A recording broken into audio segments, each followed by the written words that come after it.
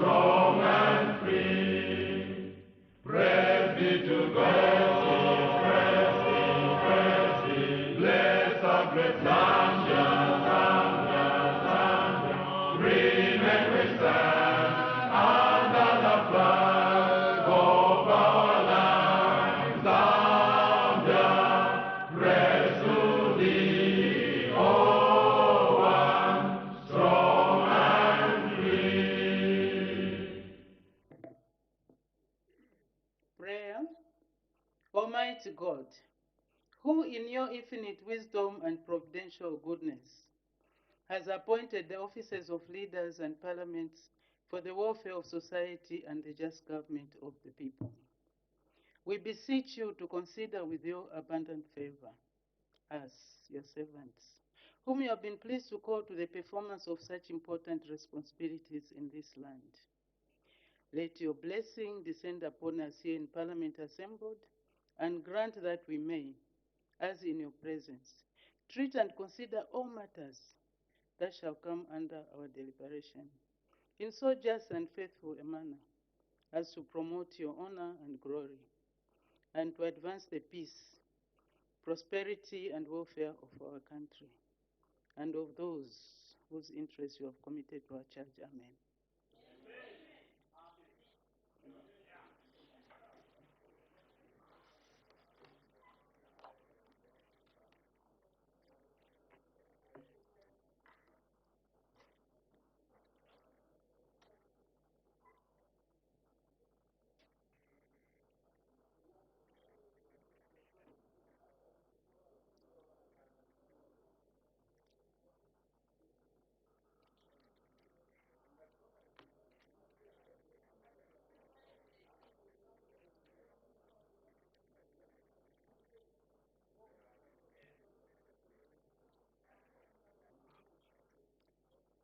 Order, honorable members, let's make progress.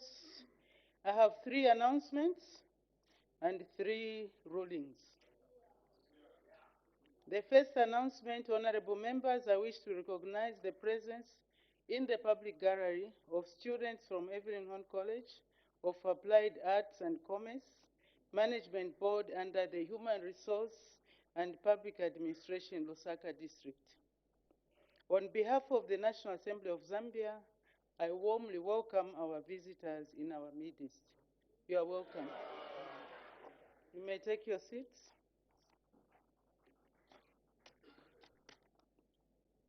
The second announcement, honorable members, I wish to inform the House that the Parliamentary Caucus on Sexual, Reproductive Health and Rights will be launching its advocacy strategy on life skills and health education on Wednesday, 8th November 2023 at 11:30 hours.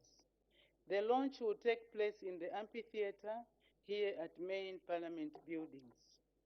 All members of Parliament are encouraged to attend this important launch on voluntary basis.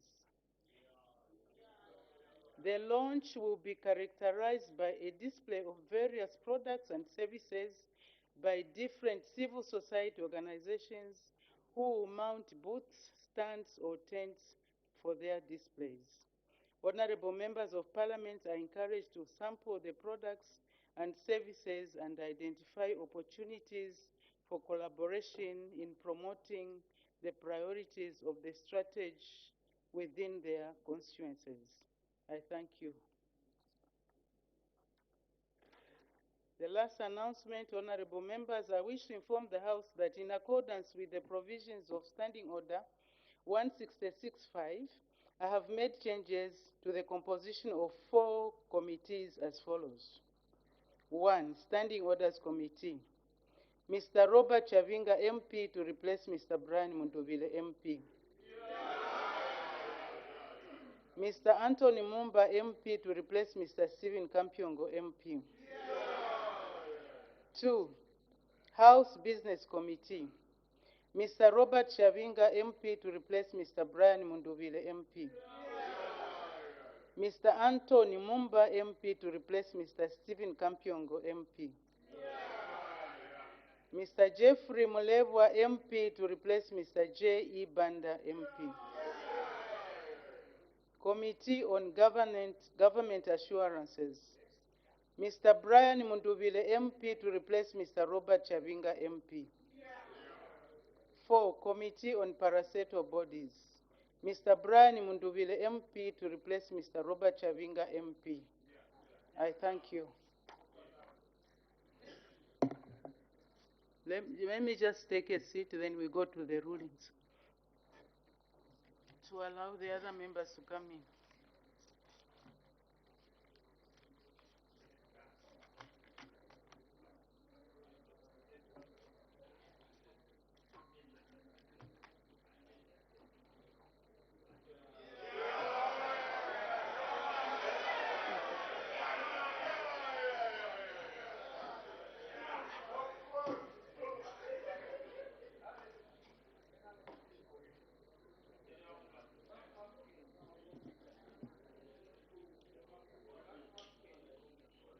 Honorable C.C. Kangombe, Member of Parliament for Kafisa constituency.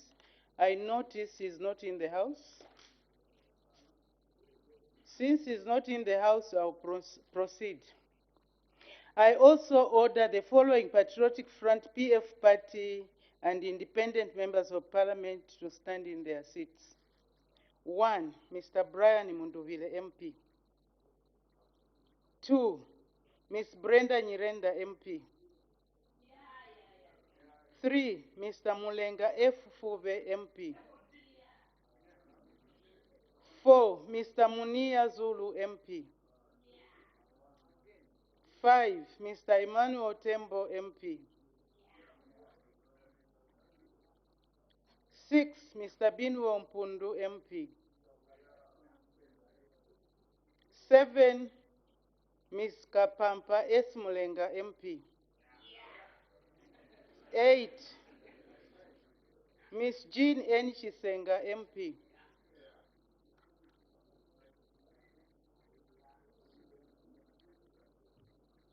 'Is that your rightful place? Please go to your seat. Ms. Maureen Mavonga MP.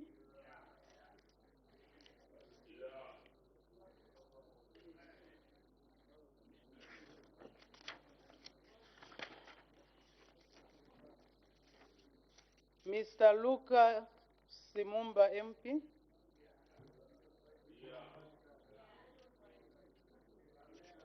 Mr. George Chisenga MP. Chisanga, sorry, Chisanga. Apologies, Chisanga. Mr. Davis Chisopa MP. Ms. Melisiana Piri MP. Mr. Stephen Kampiongo MP. Mr. Sila Lungu MP. And 16, Mr. J. E. Banda MP. The House may wish to note that Mr. J. E. Banda MP is currently serving 14 days suspension and is therefore absent in the House. Also, there are some honorable members who are not here, but will proceed. They will listen to the ruling on the radio or TV. Honorable members, the House will recall that on Wednesday, 1st November 2023, when the House had just resumed this sitting after the disruption of proceedings that had occurred, Mr. M. Anakoka, Member of Parliament for Luena constituency, raised the point of order. In his point of order, he inquired whether some PF members and some independent members of Parliament were in order to misconduct themselves in the House when they incited Mr. C.C. Kangombe MP to defy an order of the Honorable Madam Speaker to leave the House. The point of order was premised on Standing Order 205A and C of the National Assembly of Zambia Standing Orders 2021. Honorable members, in my immediate response, order, honorable members, order. Honorable members, in my immediate response, I first ordered Mr. C.C. Kangombe MP to leave the chamber, in line with my earlier order to him. I then reserved my ruling. I have studied the matter and will now render my ruling.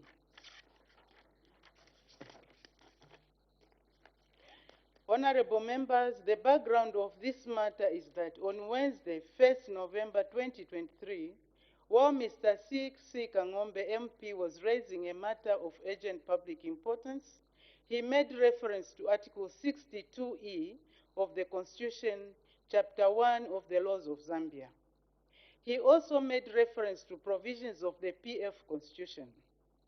In ruling on his matter of urgent public importance, I guided Mr. C.C. Kangombe MP on the mandate of the House, which is to provide oversight, legislate, approve the budget, and represent constituencies. I further informed him that the House did not have the jurisdiction to interpret the law, as that was the mandate of the courts of law. I therefore advised him to seek relief from the courts. In total defiance of my guidance, Mr. C.C. Kangombe MP insisted on his position and accused me of depriving him from speaking, while shouting and pointing a finger at me. I then rose from my seat to interrupt the debate and ordered Mr. C.C. Kangombe MP to leave the House. However, in defiance of my order, Mr. C.C. Kangombe MP again refused to leave the House.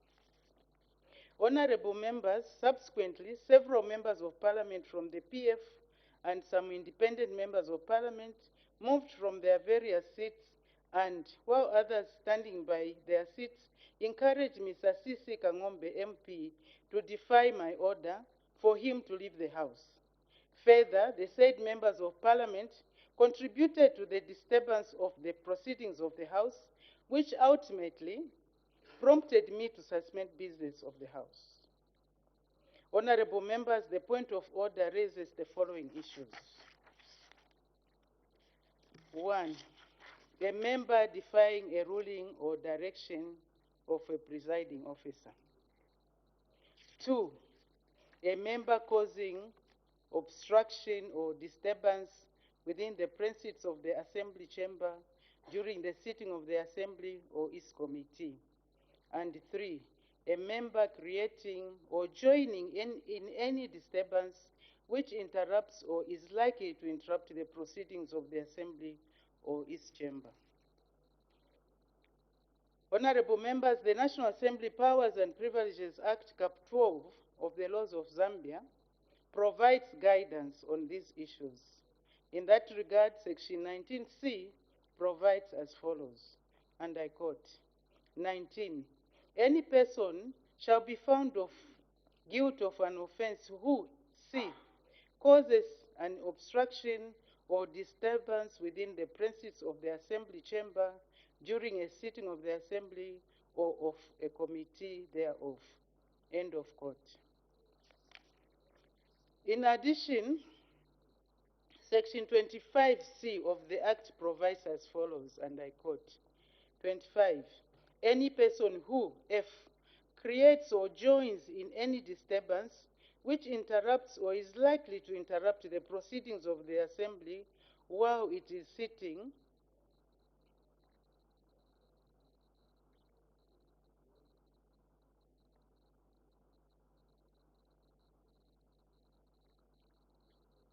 shall be guilty of an offense and shall be liable on conviction to a fine not exceeding 5,000 penalty units or to imprisonment with or without hard labor for a term not exceeding 12 months or to both.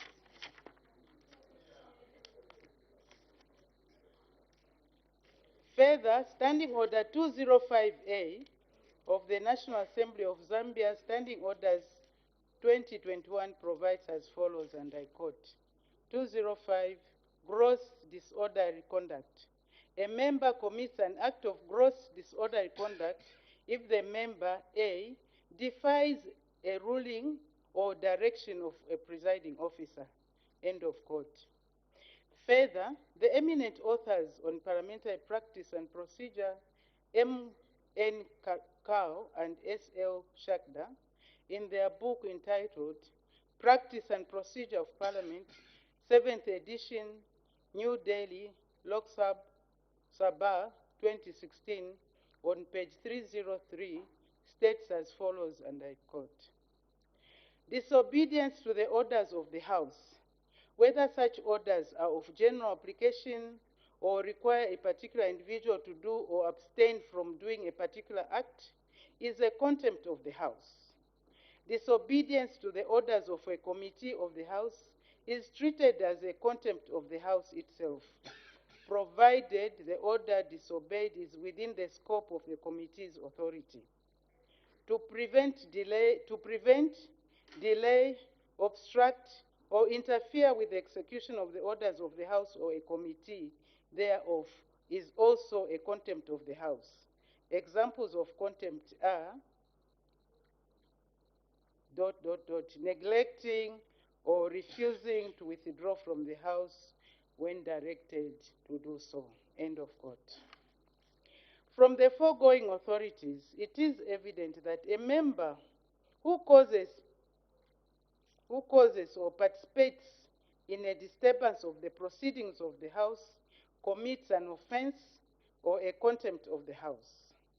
Further, it is clear that a member who defies a ruling or direction of a presiding officer commits an act of gross disorderly conduct. In line with parliamentary practice and procedure and the rules of natural justice, the office of the clerk wrote to all the identified members, requesting them to explain why they should not be found in breach of parliamentary privilege and contempt of the House for participating in inciting a member to defy an order of the Honorable Madam Speaker. Responses from the identified members of Parliament. Honorable members, to ascertain which members participated in the protest, I had recourse to a list compiled by the Office of the Clerk.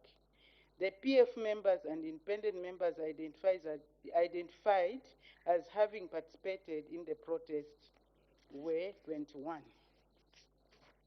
Honorable members, of the 21 members who responded, 16 requested that the Office of the Clerk avails them the relevant parliamentary television footage to enable them respond effectively.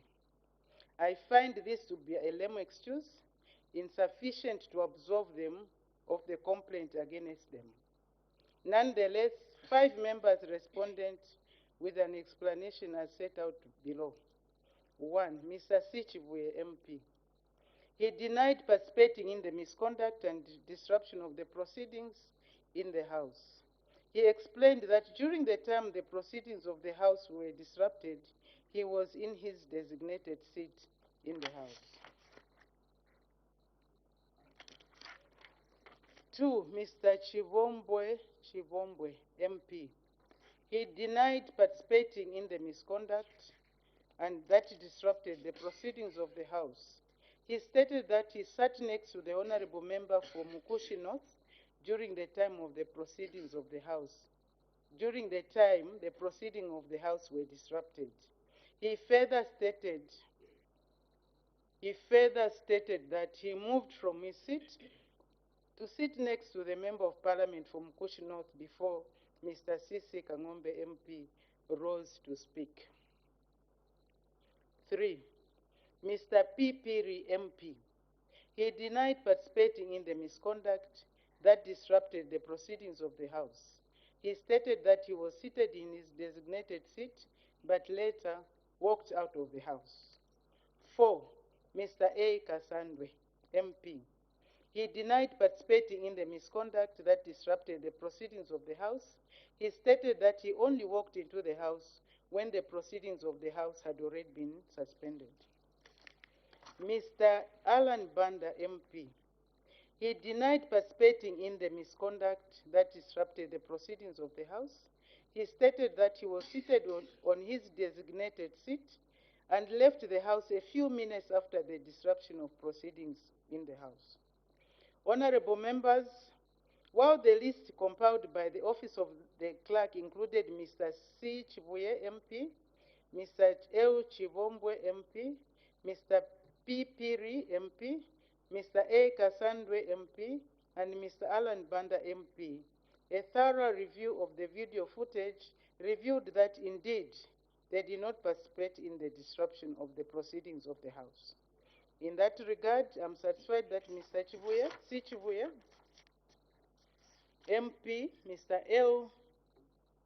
Chivombwe, MP, Mr. P. Piri, MP, Mr. A. Kasandwe, MP, and Mr. Alan Banda, MP, did not participate in the misconduct that disrupted the proceedings of the House, and consequently, I disjoin them from this matter.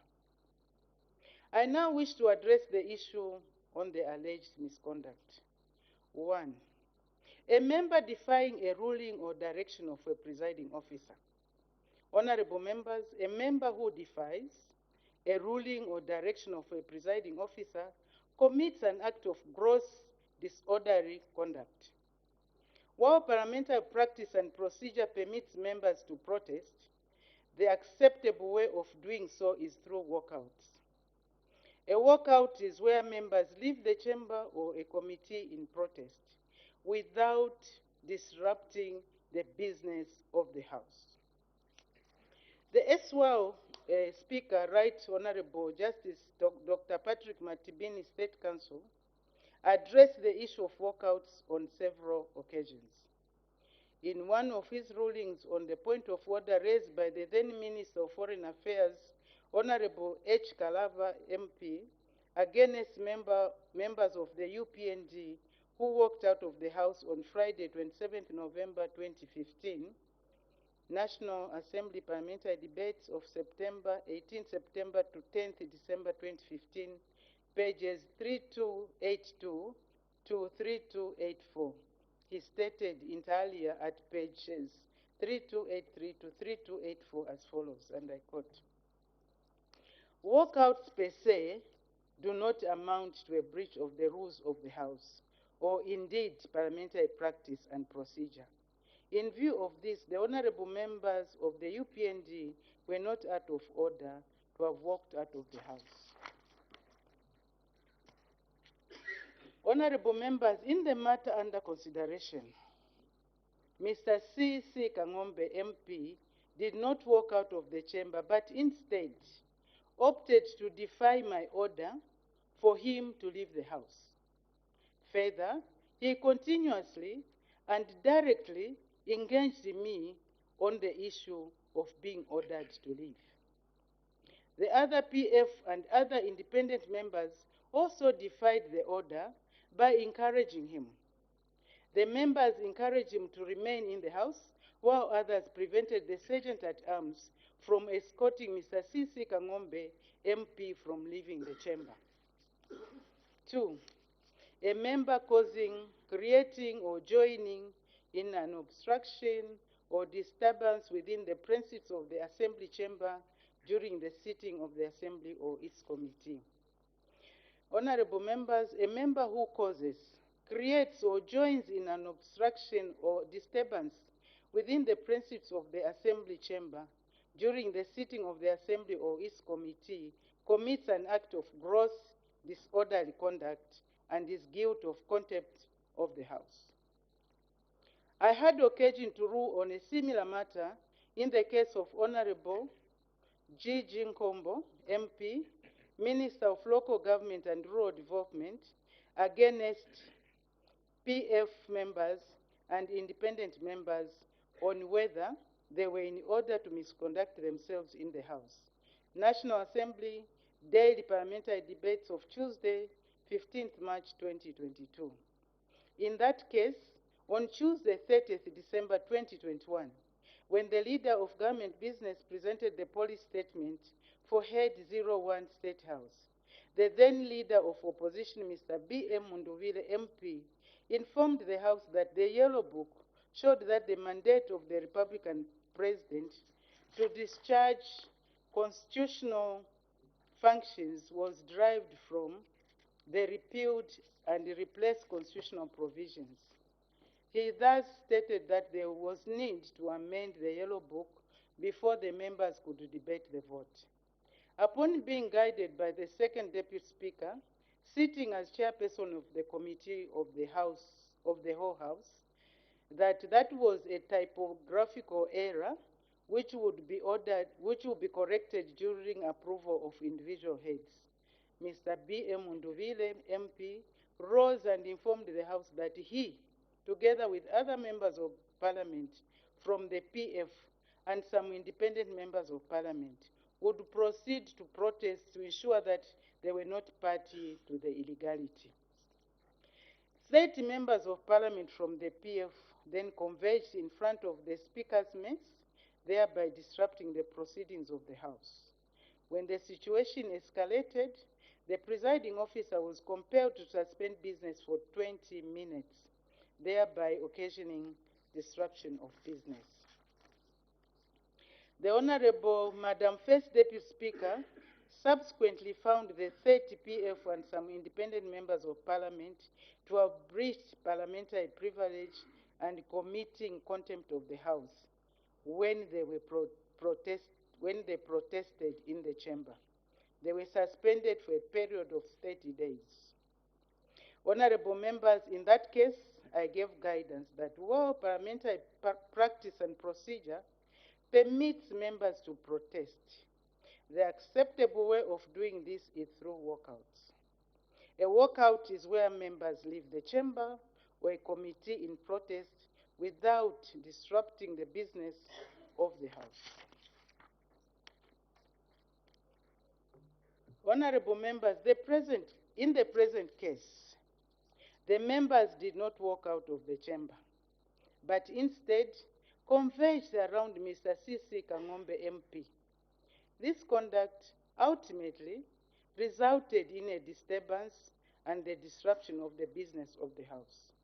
In that regard, I suspended business of the House.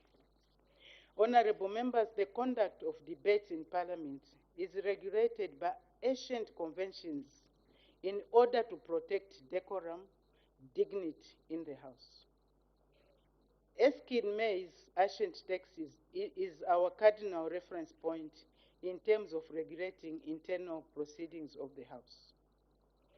Under these ancient conventions and powers and privileges legislation, no point of order can be raised against the Speaker or any presiding officer. Secondly, once the Speaker or the presiding officer calls the House to order, all members of Parliament must resume their seats. Defying or challenging the Speaker's ruling is an affront to authority and dignity of the House. So freedom of speech, protection of minorities, and internal democracy does not extend to lawlessness, misguided militancy, and effrontery. Lawlessness is not equal to freedom of expression. Deliberately defying the Speaker or any presiding officer is not only an affront to the Speaker, but is an assault or attack on our constitutional democracy. I therefore find Mr. C.C. Kangombe MP and the 16 members of Parliament who participated in the protest in the chamber in breach of parliamentary privileges and in contempt of the House. Honorable members, I now wish to consider the sanctions to mete out to the 16 erring members of Parliament. I note that some of them are first offenders, while others are repeat offenders. I also note that the gravity of the offense committed, which caused the disruption of the proceedings of the House. Additionally, the members in their response were not apologetic or remorseful of their conduct. In view of this, I wish to invoke the provisions of Section 28(2) of the National Assembly Powers and Privileges Act, which provides for the penalty of suspension as follows. and I quote 28.2, where a member is found to have committed contempt of the assembly of a serious nature, and none of the other penalties are sufficient for the contempt committed by the member, the Speaker shall, on the resolution of the Assembly, suspend the member from the Assembly for a period not exceeding 30 days. End of quote. I now turn to address Mr. C. Kangombe, MP in absentia, and the 16 members, some of them who are not present, but anyway, I'll address them. The House is extremely displeased with your gross misconduct of defying an order of the presiding officer, creating, joining, and causing a disturbance in the chamber, thereby disrupting the proceedings of the House. The dishonorable conduct diminishes the respect due to you as members of this august House. This is a house of honor, decorum, and dignity. And as such, your conduct ought to be exemplary and above reproach. I wish to make it clear that I will not tolerate any gross indiscipline and misconduct from you or any other member of this House. The honor, decorum, integrity, and dignity of the House must be protected and preserved. I do not trust that you will reflect, I do trust that you will reflect seriously on your conduct and in future refrain from conduct unbefitting of a member of parliament. Honorable members, in accordance with Section 28.2 of the National Assembly Powers and Privileges Act, which requires a resolution of the House to suspend from the House, I now put the question. The question is that the House suspends Mr. C.C. Kangombe, MP, and the 16 members of Parliament that participated in the protest in the chamber on Wednesday, 1st November 2023, for a period of 30 days. As many as are of that opinion say aye. Aye. Of the contrary say no. No.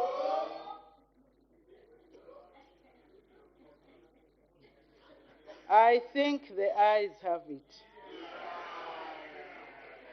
The ayes have it.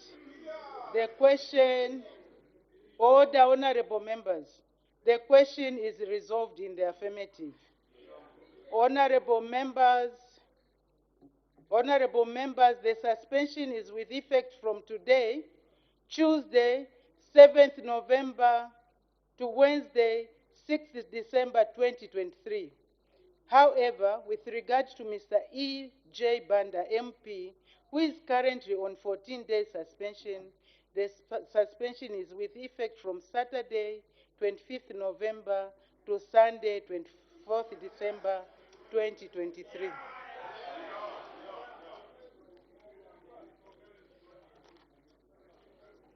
Honorable members, before you take your walk of shame, I wish to inform you that in accordance with Section 28.3 of the National Assembly Powers and Privileges Act, during the period of your suspension, you shall not, 1, enter the premises of the Assembly, and this extends to the National Assembly Motel.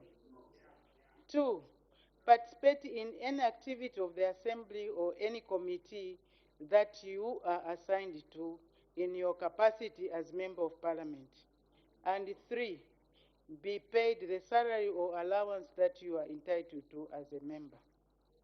I now order you, the suspended members of Parliament, to immediately leave the chamber through the main entrance on 30 days suspension. I thank you.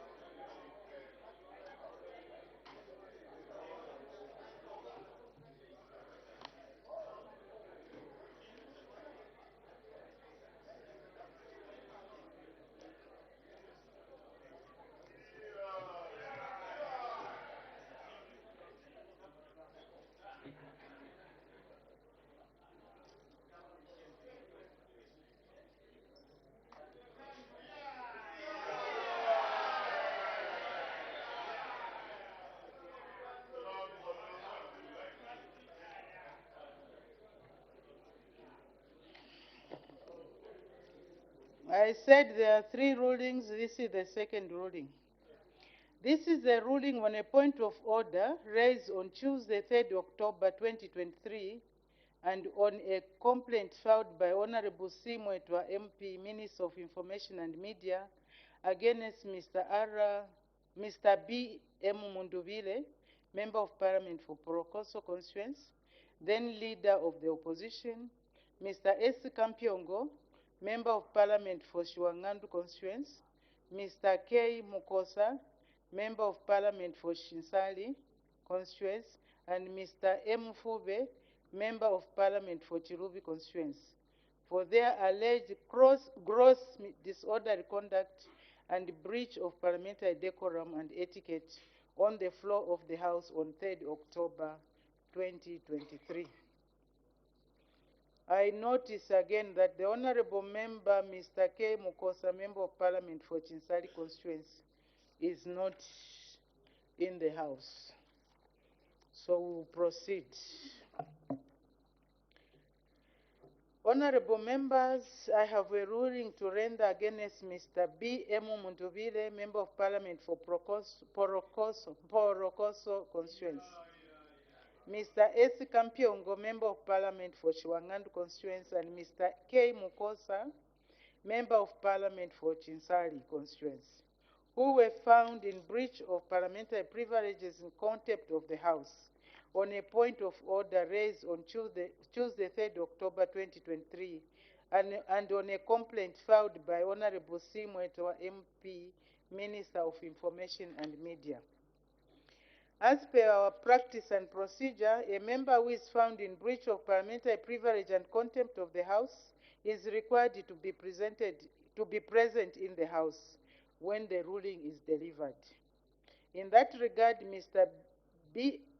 M. Munduvile MP, Mr. S. Kampiongo MP, and Mr. K. Mukosa MP were contacted by the Office of the Clerk to remind them to be present in the House today, Tuesday. Is that Honorable Mukosa? Okay, please, can you walk, then you can come in, take your seat, then we start all over.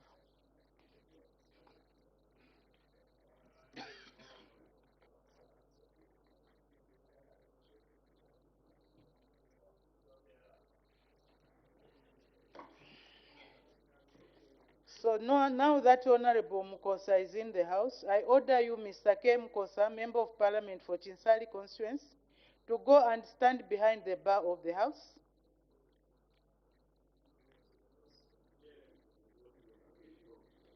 I also instruct the Sergeant at Arms to take the Speaker's mace and stand behind the member.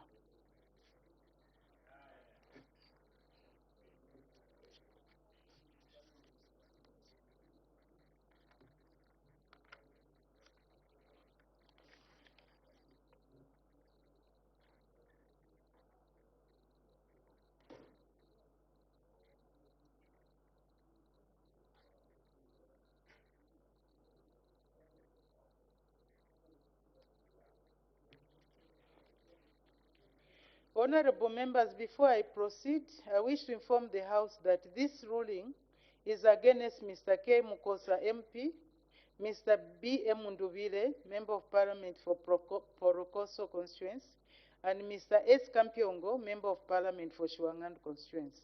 However, since Mr. Munduvile MP and Mr. Kampiongo MP have just been suspended, they are not in the House.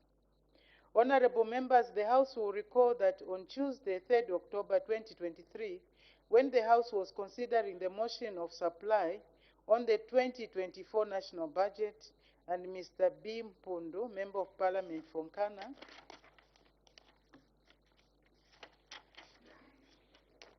Nkana, constituency, was debating, Honorable Simwetwa MP, Minister of Information and Media, raised the point of order against Mr. B. M. Munduvile MP, then Leader of the Opposition and the Patriotic Front Party PF Member of Parliament. In his point of order, Honorable Simwetwa MP inquired whether the Honorable members were in order to violate the rules of the House by rising without being granted the floor by the presiding officer, and thereafter engaging in an argument with the presiding officer, and not resuming their seats when the presiding officer was addressing them. In his immediate response, the Honorable Mr. Deputy Speaker reserved his ruling in order to start the matter. Additionally, on Wednesday, 4th October 2023, the Office of the Honorable Madam Speaker received a letter of complaint from Honorable Simwetwa MP.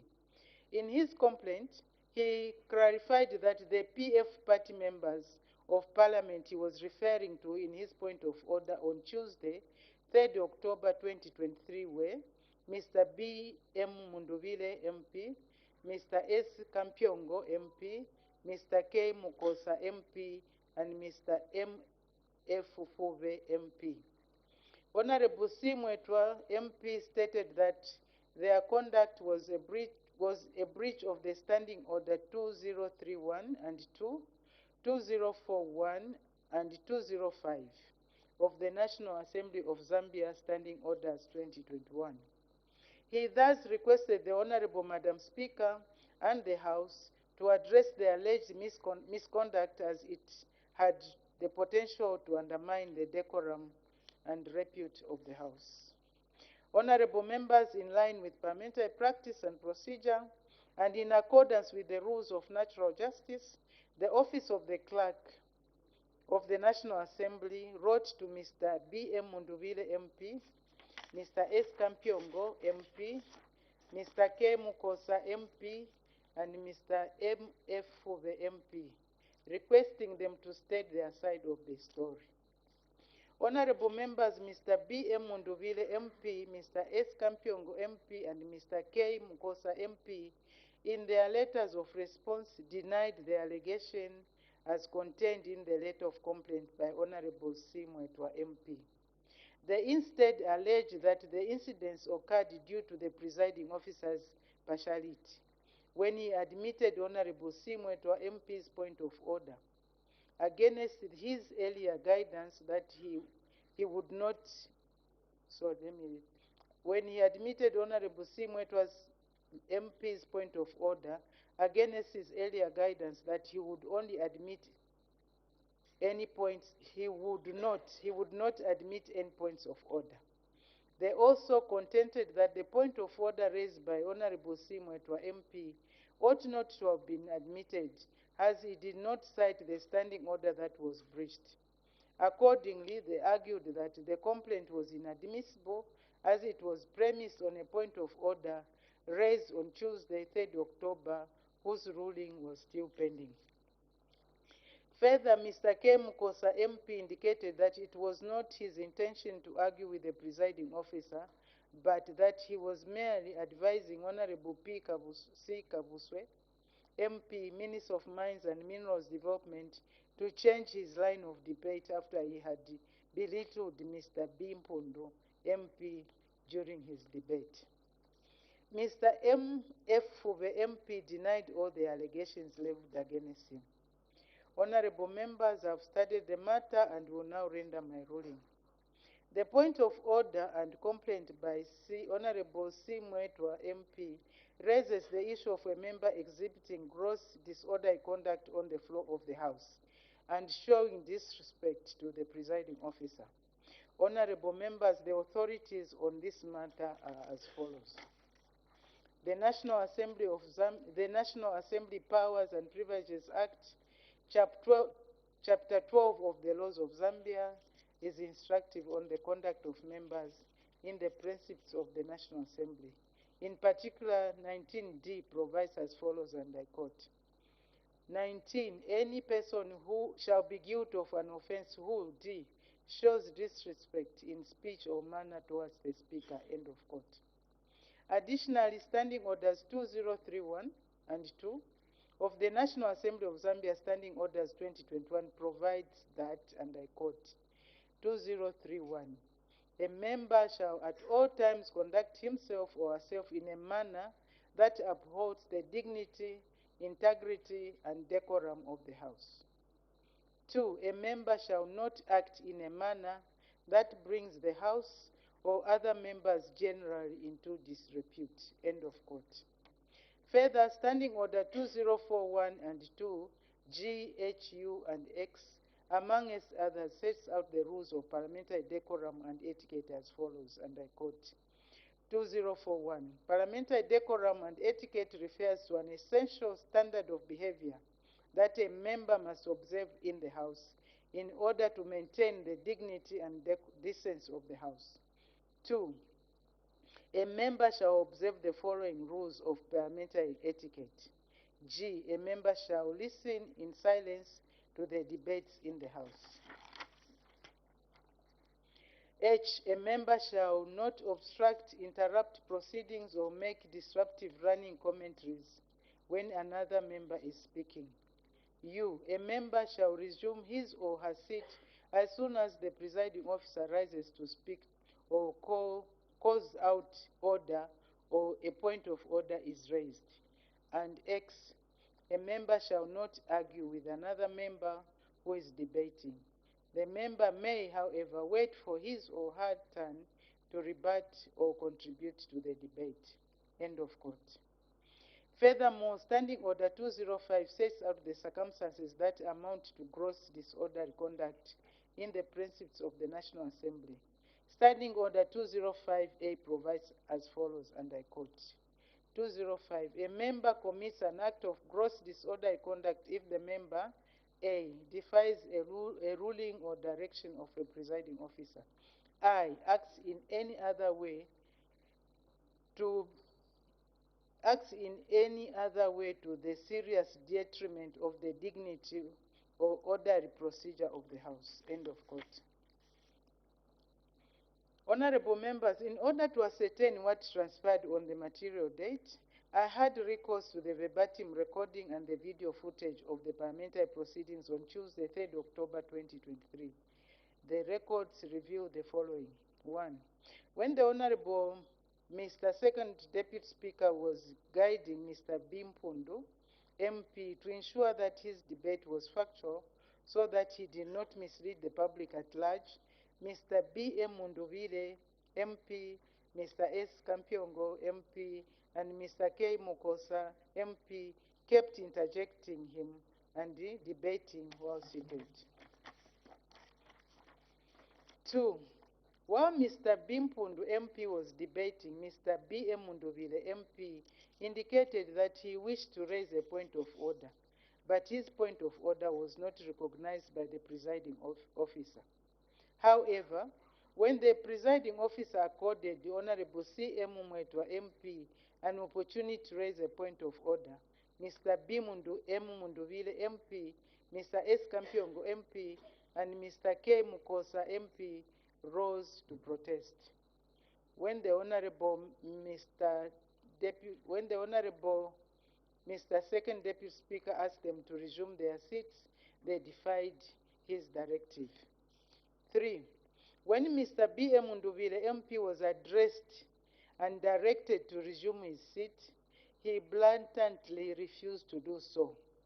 He instead engaged in an argument with the presiding officer, demanding that since he had raised a point of order before Honorable Simwetwa MP, he would only resume his seat once Honorable Simwetwa MP had resumed his seat. And 4. Upon resuming their seats, Mr. B.M. Munduvile MP continued debating while seated, prompting the Honorable Deputy Speaker to ask him to leave the chamber.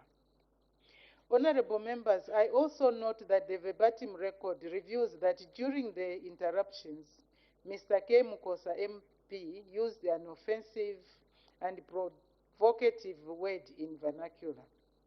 As a result, the presiding officer cautioned him to desist from using such language on the floor of the House. I further note that the verbatim record and video footage does not capture Mr.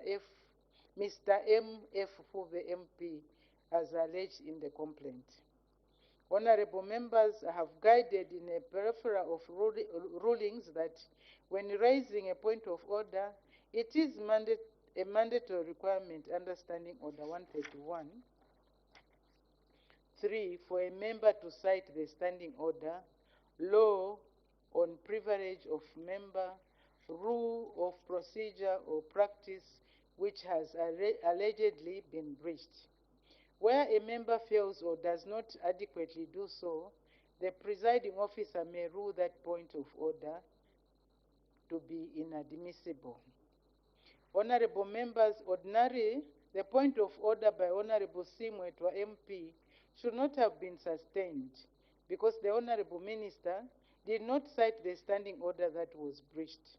However, in addition to his point of order, Mr. Simwetwa MP filed a complaint the following day, on Wednesday, 4th October 2023, where he cited the provision of the standing orders that were breached in order to clarify the point of order.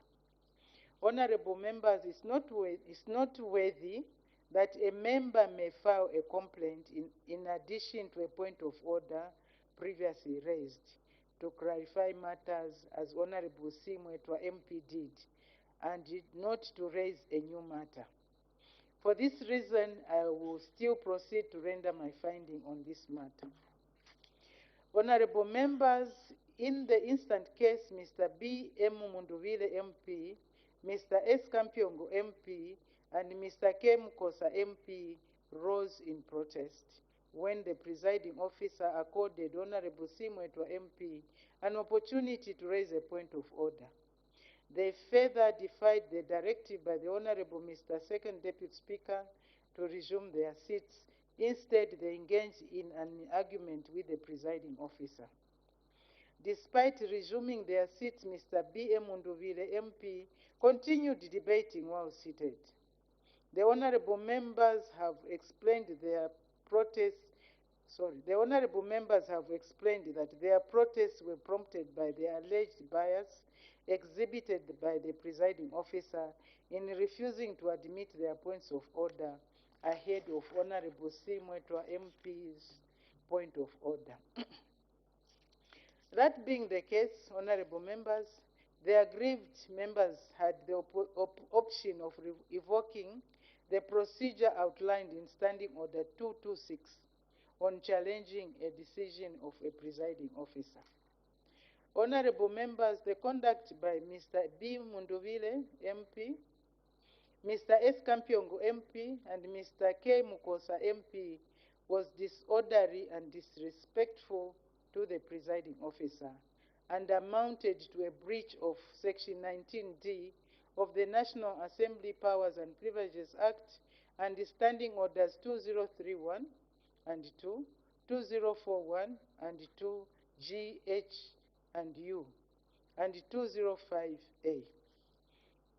Further, honorable members, the use of offensive, provocative, insulting, or threatening language is unparliamentary and thus prohibited under Standing Order 661 and 2. I therefore find that Mr. K. Mukosa MP's use of a vernacular, provocative, and insulting word during the proceedings was unparliamentary and a breach of Standing Order 661 and 2. Honorable members, as earlier noted, the verbatim record and video footage did not capture Mr. M.F. Fube MP as alleged in the complaint. In this regard, Mr. M. Fube MP was not in breach of the standing orders cited and consequently not out of order. Honorable members, the conduct exhibited by Mr. B. M. Munduvile MP, Mr. S. Kampyongo MP, and Mr. K. Mukosa MP is very serious. In that regard, in sanctioning the three erring members of parliament, I note the circumstances that led to the breach by the members. Therefore, I am compelled to exercise lenience in sanctioning them. However, I also note the gravity of the offense committed. In addition, the members in their responses were not apologetic or remorseful for their conduct. In view of this, I wish to invoke the provisions of Section 28(2) of the National Assembly Powers and Privileges Act, which provide as follows, and I quote, 28(2). where a member is found to have committed contempt of the assembly of a serious nature and none of the other penalties are sufficient for the contempt committed by the member, the Speaker shall, on the resolution of the House, suspend the member from the assembly for a period not exceeding 30 days. End of quote. I now turn to address Mr. K. Mukosa MP and also Mr. B. M. Ndovile, Mr. Kampyongo, S. Kampyongo MP in absentia. The House is extremely displeased with your misconduct of showing intentional disrespect to the Honorable Mr. Deputy Speaker too. As senior members of this House, you know the procedure to follow if you are dissatisfied with the decision of a presiding officer. Your conduct of disrespecting and undermining the directive of the presiding officer lowered the honor, decorum, integrity, and dignity of the House, which must always be protected and conserved. I do trust that you will reflect seriously on your conduct and in future refrain from conduct befitting of a member of parliament. Honorable members, in accordance with Section 28(2) of the National Assembly Powers and Privileges Act, which requires a resolution of the House to suspend a member from the House, I now put the question. The question is that the House suspends Mr. B. M. Ndovile MP, Mr. S. Kampyongo MP, and Mr. K. Mukosa MP for gross disorderly conduct and showing disrespect to the Honorable Mr. Second Deputy Speaker while in the Assembly Chamber on Tuesday, 3rd October 2023 for a period of 7 days. As many as are of that opinion say aye. Of the contrary say no.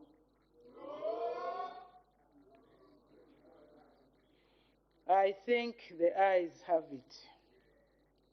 The ayes have it. The question is resolved in the affirmative. The honorable members, with regard to Mr. K. Mukosa MP, the suspension is with effect to today, Tuesday, 7th November to Monday, 13th November 2023. However, with regard to Mr. B. M. Ndovile MP and Mr. S. Kampyongo MP, who are serving 30 days suspension, their suspension is with effect from Thursday, 7th December to Wednesday, 13th December 2023. Honorable member, before you take the walk of shame, I wish to inform you that in accordance with Section 28(3) of the National Assembly Powers and Privileges Act, during the period of your suspension, you shall not A, enter the premises of the Assembly, and this extends to the National Assembly Motel. 2, participate in any activity of the Assembly or any committee that you are assigned to in your capacity as Member of Parliament. And C, be paid salary or allowance that you are entitled to as a member. I now order you, Mr. K. Mukosa MP, to immediately leave the chamber through the main entrance on 7 days suspension. I thank you.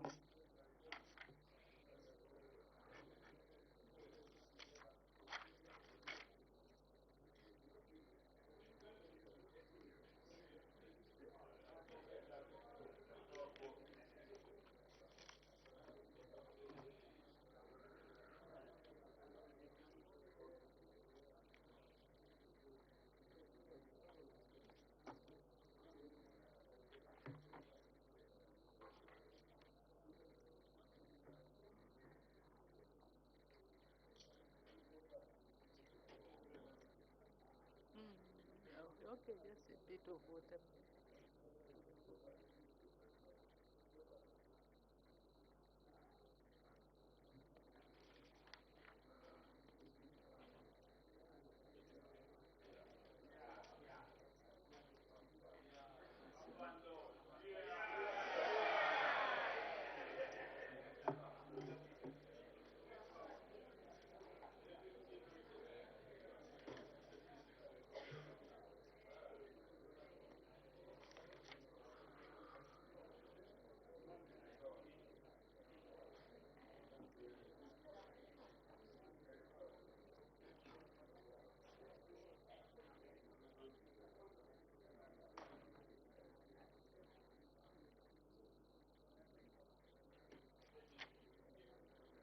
Can we make progress? The last ruling.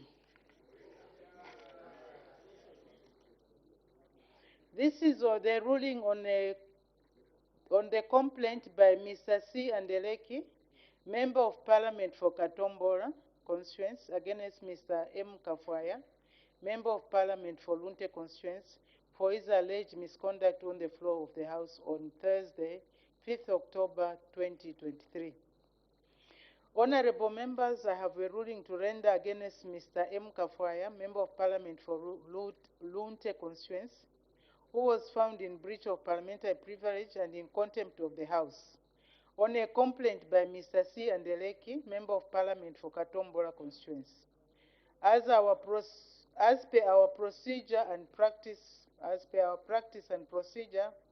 a member who is found in breach of parliamentary privilege and contempt of the House is required to be present in the House when the ruling is being delivered.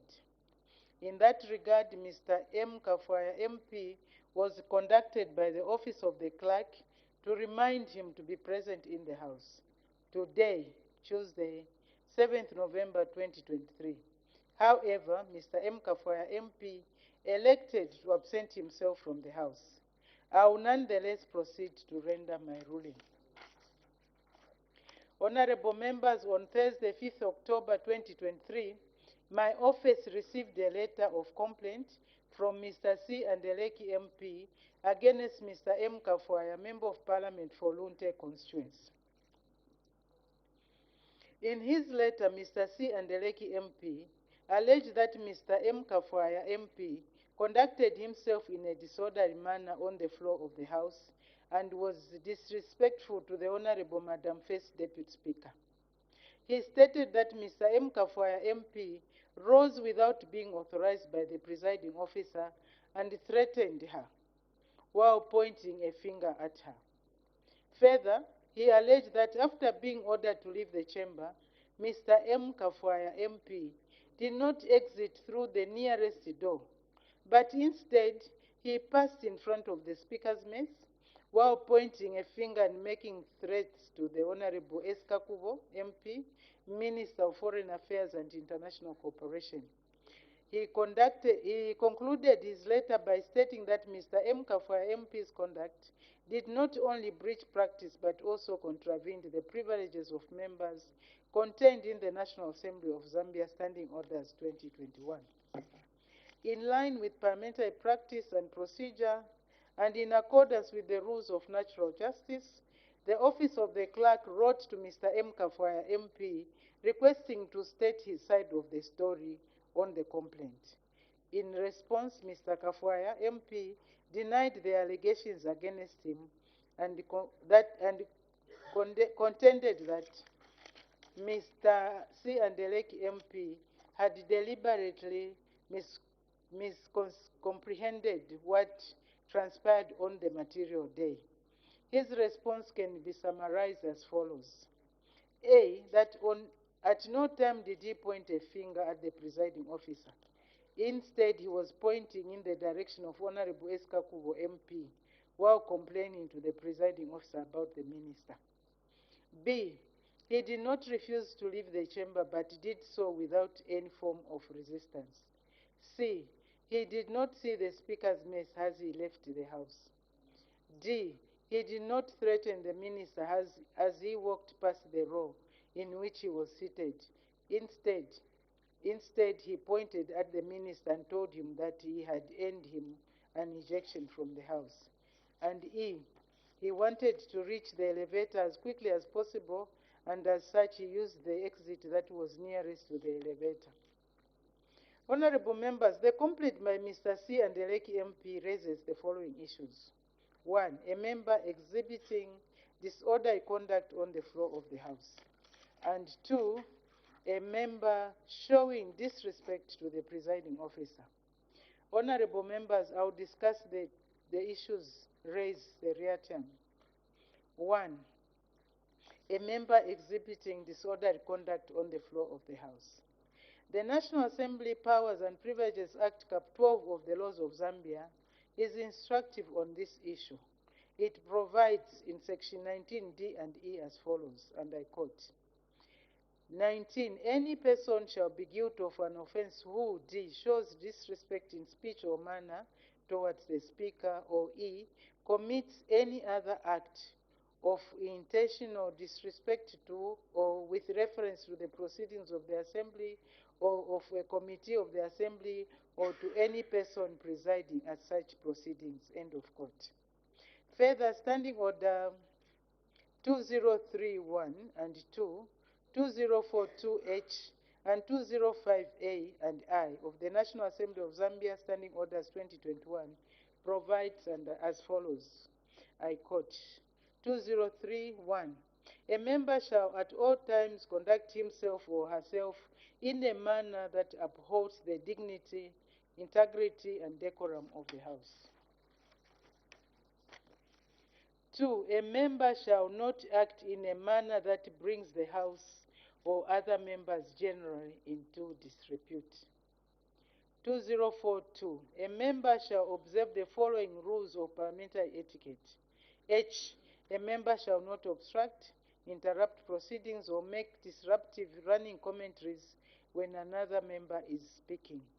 205. A member commits an act of gross disorderly conduct if the member A.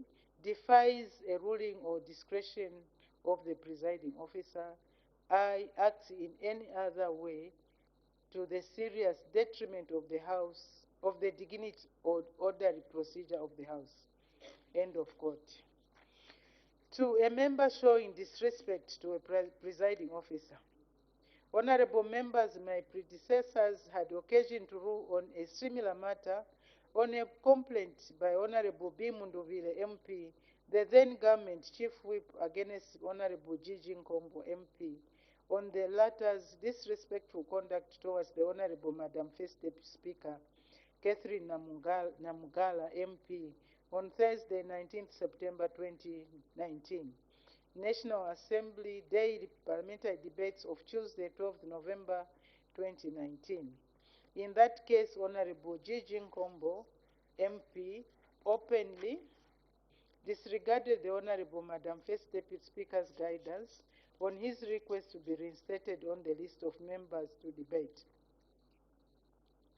Further, he directly engaged Madam First Deputy Speaker on the floor of the House and also engaged Professor Nkanduluo MP in disregard of the authority of the presiding officer.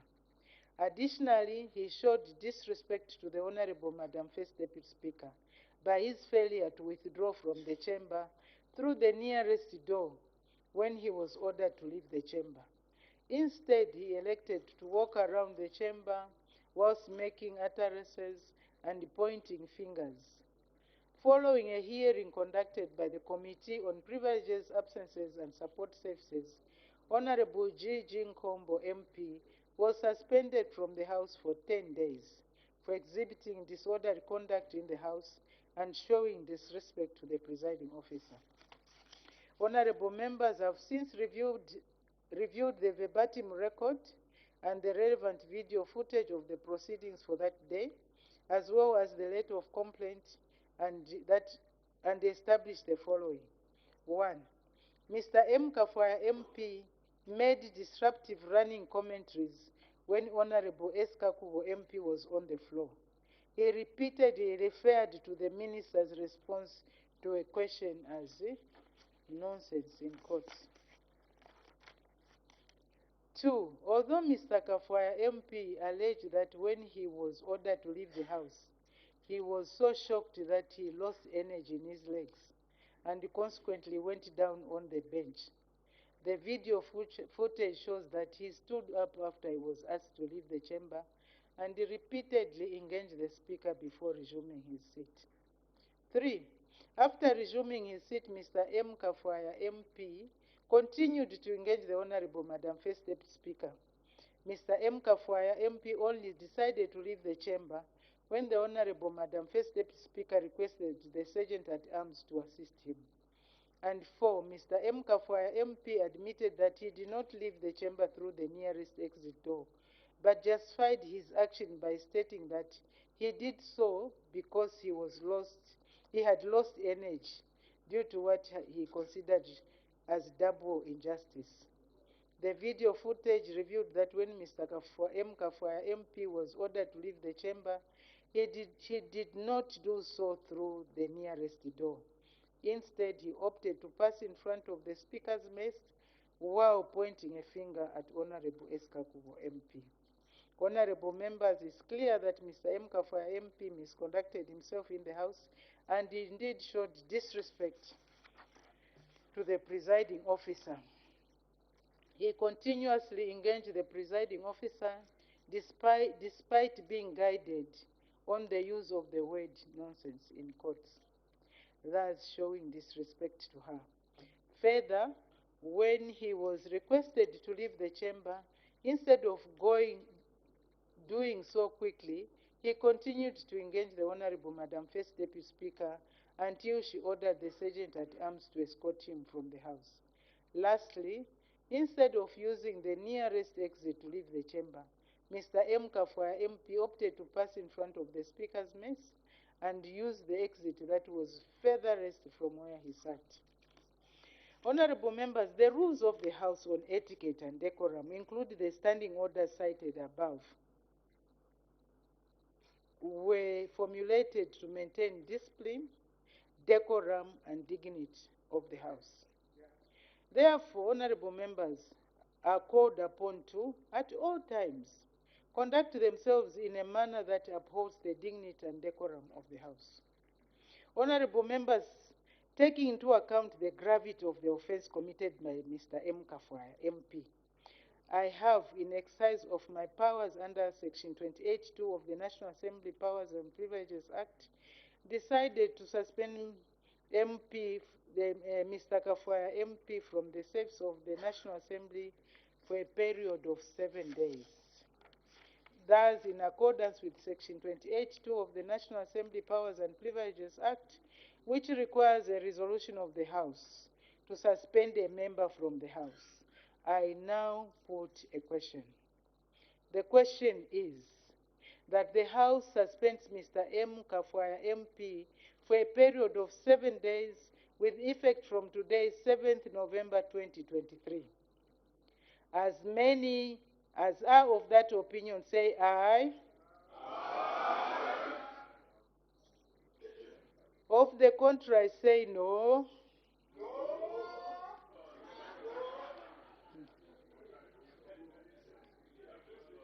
I think the ayes have it. The ayes have it. The question is resolved in the affirmative. Honorable members, although Mr. Kafwaya MP is not present in the House, I will proceed to address him. Mr. Kafwaya MP, your exhibition of disorderly conduct and disrespect towards the Honorable Malungo H. Sangano MP, First Deputy Speaker, is unbefitting the conduct of a Member of Parliament. Further, as a long-serving member of this august House, you ought to know that this is a house of honor, decorum, and dignity, and as such, your conduct ought to be exemplary and above reproach.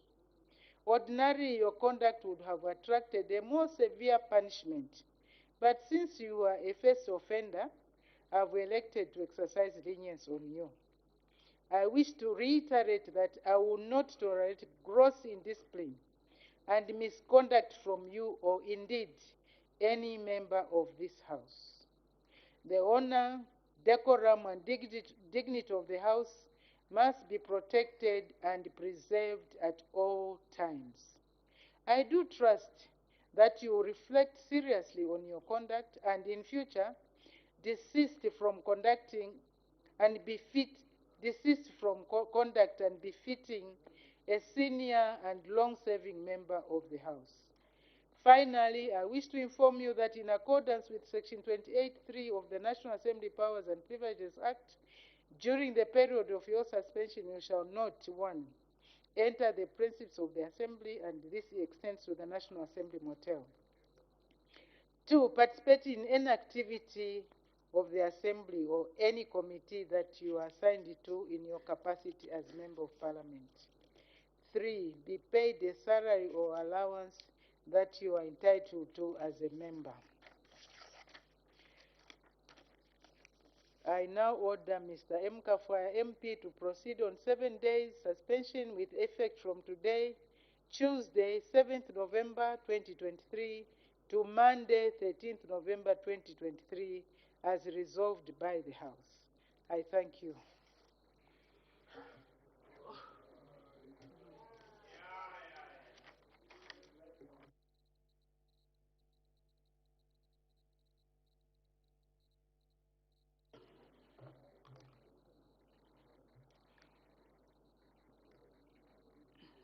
We've taken too long, and I see that there are some members who have indicated matters of urgent public importance.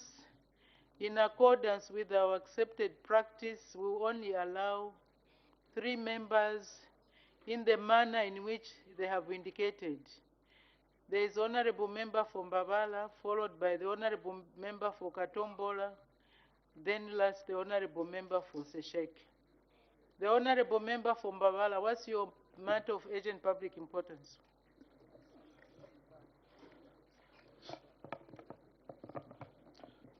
Thank you so much, Madam Speaker, for allowing the good people of Mbabara to rise on a matter of urgent public importance in line with our statute. Madam Speaker, we have seen in social media a matter that can be dangerous for this country and can cause pandemonium. A certain blogger by the name of Unyaule is writing certain unparatables where he's saying Zambians must begin to prepare for civil war. And he's also saying opposition political parties must begin to recruit police and soldiers to make sure we ambush Hichilema. And he is also saying, as long as people don't think of civil war, you will never remove the worst evil and bad leader KK Ondas, that is Hakainde. Madam Speaker, this blogger is spreading this on Facebook and on social media in terms of WhatsApp and the like. And I wish to request you to compel the ministries of, first of all, the Vice President, the ministries of Home Affairs, Defense and Information and Technology to track this blogger and have him prosecuted. Because what he is instigating for, this civil war, can actually engulf all of us in this house. And he's talking to the military and the Zambia police that they must become political. These are institutions of governance that must remain apolitical. I therefore rise on this very, very serious matter, Madam Speaker, and request on behalf of the people of Mbabara and the people of Zambia that we compel the Ministry of Home Affairs to track him using ICTs from Ministry of Science and Technology so that he can be brought to book and account for his sins. This is an urgent matter of public importance. Thank you so much, Madam Speaker. Thank you. Unfortunately, I have a bit of discomfort to admit such a matter as a matter of urgent public importance. I'm sure there are other ways that we can use to address that matter, but definitely not as a matter of urgent public importance. The person can either be reported directly to the police instead of bringing the House into that matter. That is my ruling. So the Honorable Member, please report him directly to the police. And the police will be able to follow up. Thank you very much. So the matter is not admitted. The Honorable Member for Katombola. I thank you, Madam Speaker, for according the people of Katombola an opportunity to raise a matter of urgent public importance directed at the Minister of Livestock and Fisheries. Madam Speaker, in Katombola constituency, there is a very serious outbreak of anthrax. and 5 of my people who consumed meat from Katombola constituency are hospitalized in Livingstone. My people are in panic. They do not even know how to handle people who have actually contracted this disease, which is caused by anthrax. I wanted to find out from the Honorable Minister of Livestock and Fisheries what measures government is putting in place and what urgent remedies are there for our people so that they can live in peace. I thank you, Madam Speaker. Thank you very much. I've seen in the papers that there is an outbreak of anthrax.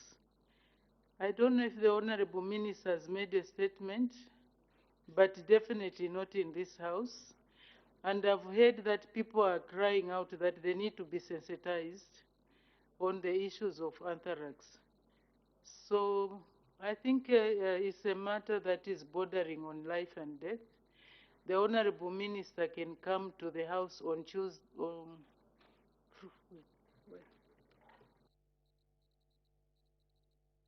on Thursday this week to render a ministerial statement on that matter so that the honorable members can ask questions, and also to alert the members of the public that there is this disease that has broken. Thank you very much. The honorable member for Sesheke. Thank you so much, Madam Speaker, for according me the opportunity to raise the matter of urgent public importance. Madam Speaker, the matter is directed to the Ministry of Lands, the Ministry of Defense, as well as the Ministry of Home Affairs and Internal Security. Madam Speaker, the people of Imusho, for a very long time now, are not able to access the river, the Kuandu River, as well as the grazing plain, due to our colleagues on the other side that have actually set a base on the Zambian soil. As we speak, Madam Speaker, we have 2 village headmen who were picked by the defense forces from Angola, taking them into Angola where they were heavily punished and made to build houses, poor and muddy structures for some people there. The people of Imusho, as you may be aware, Madam Speaker, it's very far from the CBD and they do not have, all of them do not have water, and they entirely depend on the Kwandu River for their livelihood in terms of water. Is the 3 ministries that I've mentioned, in order to sit quietly while enjoying ourselves here, when the people there are suffering to an extent that they do not have water, Madam Speaker, for themselves as well as for their livestock. I need your serious and urgent ruling, Madam Speaker. Honorable member for Sesheke, I would suggest that you put in an urgent question, which can be addressed by you can direct it to a particular ministry, then they can be able to tackle it, as the matter does not qualify to be raised as a matter of urgent public importance. We can make progress. I've permitted the Honorable Minister of Green Economy and Environment to make a ministerial statement. The Honorable Minister of Green Economy and Environment.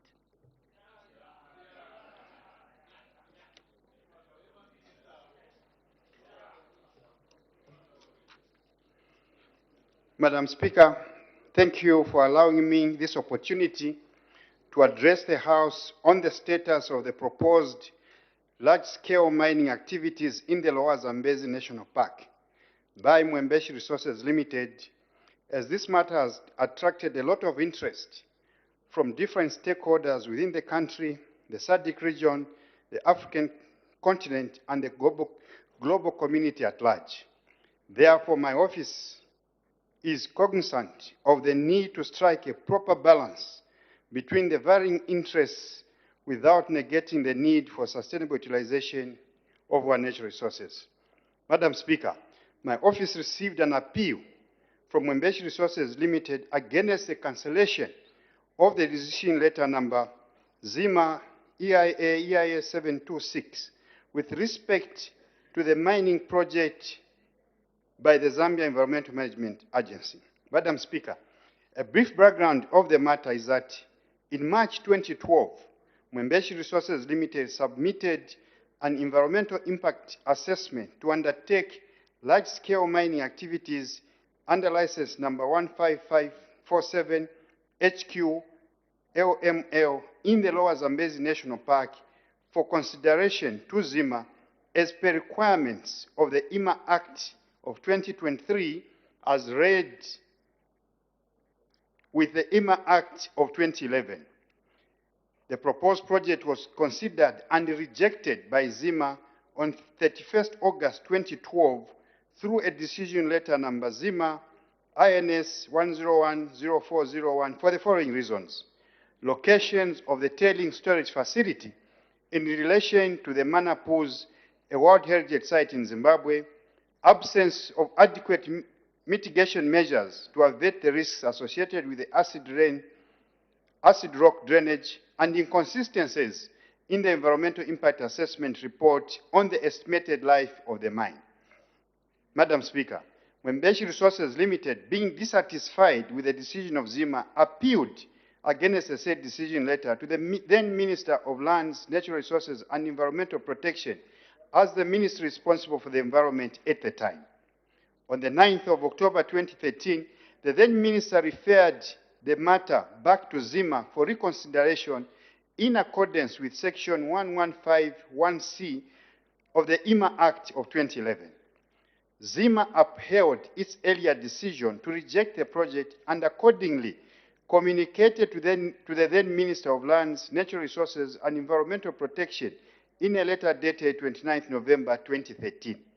Madam Speaker, Mwembeshi Resources Limited, being dissatisfied with the decision of ZIMA, appealed to the office of the then minister, and on 17th January 2014, in determining the said appeal, the then Minister of Lands and Natural Resources allowed the appeal and overturned the decision of ZIMA. Madam Speaker, consequently, an appeal was filed before the High Court for Zambia against the decision of the minister to overturn the decision of ZIMA, and an order to stay execution was obtained to that effect on 14th February 2014. On the 17th of October 2019, the High Court dismissed the appellant's appeal for want of prosecution and further discharged the stay of execution. The appellant's appeal to the Court of Appeal and the same was dismissed on February 25, 2021. Madam Speaker, following the conclusion of the court matter in favor of Mwembeshi Resources Limited, on 7th May 2021, ZIMA approved an application for the re-registration of the project through decision letter number ZIMA EIA EIS 726. The registration was subject to specific conditions as stated in the decision letter. Madam Speaker, on 31st May 2023, ZIMA issued Mwembeshi Resources Limited with a compliance order for breach of the conditions of the decision letter.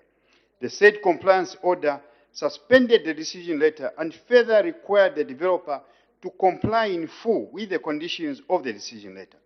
Following the failure by Mwembeshi Resources Limited to fully comply with the directives of the compliance order, the agency on 29th June 2026 issued Mwembeshi Resources Limited with a notice of intention to cancel the decision letter.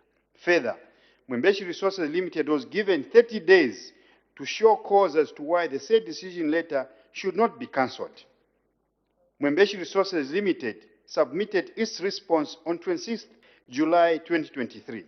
Madam Speaker, on 23rd August 2023, ZIMA issued Mwembeshi Resources Limited with a notice of cancellation of the decision letter for failing to comply with the conditions of the decision letter, followed by a failure to take remedial actions to the satisfaction of Zima. Madam Speaker, the Environmental Management Act of 2011, read as one with the Environmental Management, that's Amendment Act of 2023, empowers Zima to cancel any authorization issued under the Act where a developer fails to comply with the conditions of the decision letter. The Act further accords any person aggrieved with the decision of Zima to appeal to my office within 30 days of the decision. Therefore, on 31st August 2023, Mwembeshi Resources Limited appealed to my office against the said cancellation in line with the provisions of the Act. Having considered all the evidence, Madam Speaker, facts, the historical perspective, the principles governing natural resources management and the environment, guidelines, standards, and standards currently in use, and submissions made by both parties herein, my findings are based on the following. The decision letter directed, Madam Speaker, Mwembeshi Resources Limited to submit detailed designs of the tailings storage facility to Zima and the Mine Safety Department prior to the commencement of the project. Mwembeshi Resources, Madam Speaker, proceeded to undertake activities on the ground without complying to this condition of the decision letter. Zima served Mwembeshi Resources Limited with a compliance order on 31st May 2023, which directed Mwembeshi Resources Limited to comply in full with this and all other conditions of the letter. Madam Speaker, Mwembeshi Resources Limited only submitted the detailed designs of the tailings storage facility to the Mine Safety Department on 4th July 2023. Clearly, Mwembeshi Resources did not comply with this requirement and only did so after issuance of a notice of intention to cancel the decision letter, which notice directed the company to take remedial measures and show cause as to why the decision letter would not be cancelled. Madam Speaker, despite the approval of the detailed designs of the tailings storage facility by the Mines Safety Department, Zima has not approved the designs on the basis that they lack mitigation measures against the risk of seismic activities. Madam Speaker, the decision letter further directed Mwembeshi Resources to obtain approval from the Department of Parks and Wildlife before putting up any permanent structures in a national park. To the contrary, Mwembeshi Resources Limited proceeded to construct a block of workers' accommodation using concrete blocks erected on a concrete foundation. This, Madam Speaker, entails a clear breach of the condition of the decision letter that demands prior approval from the Department of Parks and Wildlife. Mwembeshi Resources Limited had not taken sufficient remedial measures to remedy this breach despite being served with a compliance order and the notice of intention to cancel the decision letter. Madam Speaker, Mwembeshi Resources Limited submitted that it had a request for no objection from the Department of Parks and Wildlife. The request for no objection, Madam Speaker, was made on 25th July 2023 after issuance of the compliance order and the intention, notice of the intention, to cancel the decision letter by the agency. I wish to state that the mere request of no objection from the Department of Parks and Wildlife is not a remedial measure. The decision letter demands that prior approval be obtained before erection of permanent structures. In remedying this breach, Mwembeshi Resources ought to have demolished the said structures. Madam Speaker, the decision letter also directed Mwembeshi Resources to employ the best available technology and the best environmental practice throughout the project life. Again, Mwembeshi Resources Limited was in breach of this condition of the decision letter, and despite being served with a compliance order and the intention to cancel the decision letter, Mwembeshi Resources had not taken sufficient remedial measures to remedy the breach. An inspection, indeed, carried out revealed that the main mechanical workshop and fuel and oil storage areas had no impermeable surface. Mwembeshi Resources Limited did not appropriately treat the soils contaminated by hydrocarbons during the operation of the fuel storage tank that was erected on the open ground. This, Madam Speaker, does not conform with the best environmental practice for pollution and fire prevention. Madam Speaker, Mwembeshi Resources Limited did not address and remedy the storage of hydrocarbons on open ground, but it merely transferred environmental damage from the project site to the Mukamba gate when it removed the fuel tank from the mine site to the gate. Further, the two water channels incising and draining water from the escarpment, which Mwembeshi Resources had blocked, had not been unblocked or culvert placed underneath to allow a smooth flow of water across the embankment. Madam Speaker, I wish to highlight that a fuel storage tank and crusher does not have approval from Zima. The blocking of the stream does not have authorization from the Water Resources Management Authority, and the storage of fuel does not have authorization from the Energy Regulation Board. Madam Speaker, the decision letter also directed Mwembeshi Resources Limited to submit separate environmental impact assessment reports for the source of processed water, fuel storage facility, power lines, and sewage treatment for consideration to Zima. In their own admission, Mwembeshi Resources Limited has yielded to not fulfilling the requirements of the said condition apart from submission of an environmental project brief for power line transmission and fuel storage facility. This is despite the issuance of a compliance order and notice of intention to cancel the decision letter. Madam Speaker, the decision letter is clear as to its directives. In this regard, the mere registrations undertaken by Mwembeshi Resources Limited does not negate the obligation of conducting an environmental impact assessment. Madam Speaker, Mwembeshi Resources Limited has also cleared land on an area covered by 27 borrow pits, which were not covered in the environmental assessment, and no remedial measures have been proposed for the same. Further, Madam Speaker, the decision letter directed Mwembeshi Resources Limited to submit a comprehensive monitoring program to Zima for approval. In this case, the firm proceeded to commence construction activities without submitting a comprehensive monitoring plan. The absence of the said plan, Madam Speaker, entails that the appellant has not been able to thoroughly assess the effectiveness of the mitigation measures over the activities that have already been implemented. Madam Speaker, the decision letter directed Mwembeshi Resources to obtain and comply in full with other relevant authorizations, such as the Forest Act of 2015, in relation to land clearance and cutting down of trees, Water Resources Management Act 2011, in relation to interference with water bodies, and the Energy Regulation Board Act 2019, in relation to the use and storage of fuels. Madam Speaker, I wish to reiterate that the requirement of the decision letter was for Mwembeshi Resources Limited to have obtained authority from the appropriate institutions as required by the respective pieces of legislation. No such authorization was obtained, Madam Speaker, to allow Mwembeshi Resources Limited to cut down trees in the project area as per Forest Act number 5 of 2015.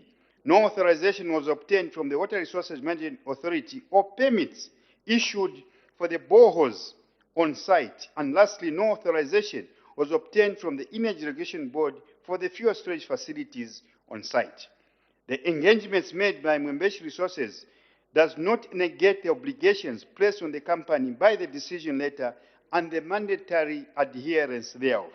Madam Speaker, Mwembeshi Resources' response to all the violations I've highlighted before this House were unsatisfactory.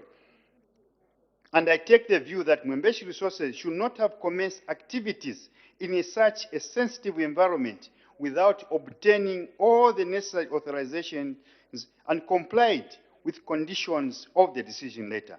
Madam Speaker, the notice of cancellation required Mwembeshi Resources to undertake remedial measures to the satisfaction of Zima. I have analyzed the circumstances of the case, and in view of the project being located in an environmentally sensitive environment, I take the view, Madam Speaker, that Mwembeshi Resources Limited owed a higher duty of care to the environment and to ensuring that they were compliant with the decision letter and conditions before implementation. Madam Speaker, I was guided by the precautionary principle to support measures to prevent environmental degradation, and I therefore found that Zima was on firm ground to cancel Mwembeshi Resources decision letter number Zima EIA 726, and I therefore uphold the decision of the agency. Madam Speaker, I thank you. Thank you very much. Honorable members are now free to ask questions on points of clarification on the ministerial statement given by the Honorable Minister of Green Economy and Environment. The Honorable Member for Ron. Thank you very much, Madam Speaker, and Honorable Minister, thank you very much for that precise and straightforward statement. Honorable Minister, from 2012, when Mwembeshi Resource Foundation was issued with an exploration license, there has been a lot of correspondence flying from and to your office, and clearly to Zema as well. Honorable Minister, from the statement that you have given, outlining quite a number of correspondence, it is coming out clearly that Mwembeshi Resource Foundation has been abrogating your instructions and those of Zema. Why are you entertaining this Mwembeshi Resource Foundation, who are clearly shown that they are not ready to listen to your advice, professional instructions, and also probably who is behind this Mwembeshi Resource Foundation? I thank you, Madam Speaker. Before the Honorable Minister comes to answer that question from the Honorable Member for Ron, there is an indication for a point of order from the Honorable Member for Sesheke. What's the point of order? Thank you so much, Madam Speaker, for giving me the opportunity to raise this very, very important point of order. Madam Speaker, I am aware that a point of order should be raised contemporaneously, but this particular point of order, Madam Speaker, is compelling. Understanding order number 82, which gives honorable members, especially private members, motion that any member of parliament, can raise a private member's motion. And I am aware, Madam Speaker, that the subject in particular that I am raising a point of order to may not have been raised on the floor of the House as of now, but this point of order, Madam Speaker, I'm raising it to a member who unfortunately presently is not here, Honorable Binwe Mpundu, who intended and publicly, in public domain, information is there that he intended to impeach, to bring a motion intending to impeach the Speaker with a populated list of parliamentarians, Madam Speaker, some of which I am aware that they were not present when that motion intending to impeach the Speaker was presented to the office of the clerk. Madam Speaker, in my own village, understanding as a villager, I'm aware that if I sign any document on behalf of anyone without their consent, and this, Madam Speaker, I'm also aware that we do have members whose signatures were populated on the list who have already expressed ignorance in connotation that they were not aware. And I am aware that the office of the clerk is in receipt of their submissions to that effect. Madam Speaker, Standing Order number 84, E, states explicitly that a mover of the motion, as well as the seconder of the motion, shall personally sign the motion. Having said that, Madam Speaker, and with the full knowledge that some of the members who were supposed to personally sign as seconding the motion were not present. I therefore ask and seek your ruling, Madam Speaker. Is the honorable member in question, who unfortunately is not present here, Honorable MP Fonkana, my colleague, in order to have populated signatures of members that were not present, fake signatures, Madam Speaker, for that matter, which, in my own view, could be forgery. Is he therefore in order, Madam Speaker, to would have done that? I seek a serious ruling, Madam Speaker. Thank you very much. But unfortunately, you know, our standing orders do not allow a point of order to be raised in such an instance. What I would advise the honorable member is to make a letter of complaint so that the matter can be considered, because that breach did not happen on the floor of the House. So the honorable member for Sesheke is advised to put in a letter of complaint. Thank you very much. Thank you. The honorable minister, I don't know if you still remember the question by the honorable member for Ron.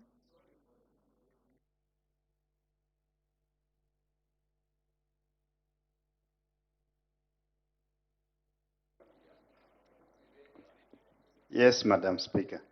Honorable Chiwe raises a very, very important question. And the question he raises are the reasons why this matter was brought before this House for us to make a few clarifications, because there's a lot of misleading information out there. Madam Speaker, you recall, or you've noticed that in my statement, I was trying to also to give timelines of events. And when you calculate the period over which this matter has been going on, is from 2012, that's about 11 years ago. This matter was a matter which was in court, in the High Court, then it went to the Court of Appeal. First, Zima rejected. It went to the minister, who referred it back to Zima. Zima rejected again. The minister.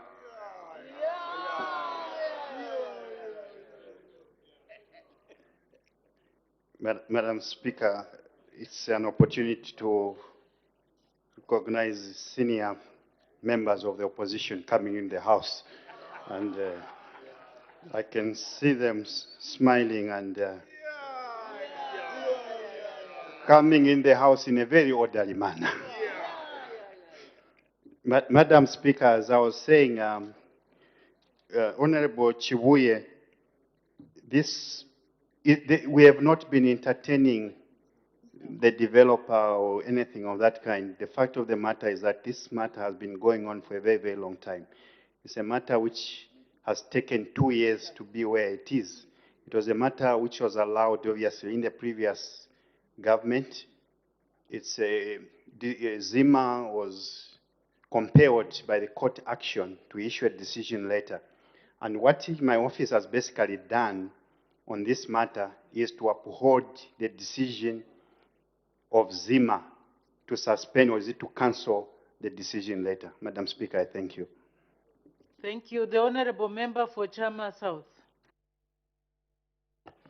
Thank you, Madam Speaker. Madam Speaker, I'll take in my seeking clarification from the Honorable Minister, I'll take a different angle. As opposed to castigating Zambezi resources, which I believe is a Zambian-owned firm, it's important, Madam Speaker, for me that we Zambians should own the resources of this country. I want to find out from the Honorable Minister, most of the objections that are coming against mining in the lower Zambezi is coming from foreign businesses that are operating in that lower Zambezi. Go and check. Very few Zambians are owning businesses there.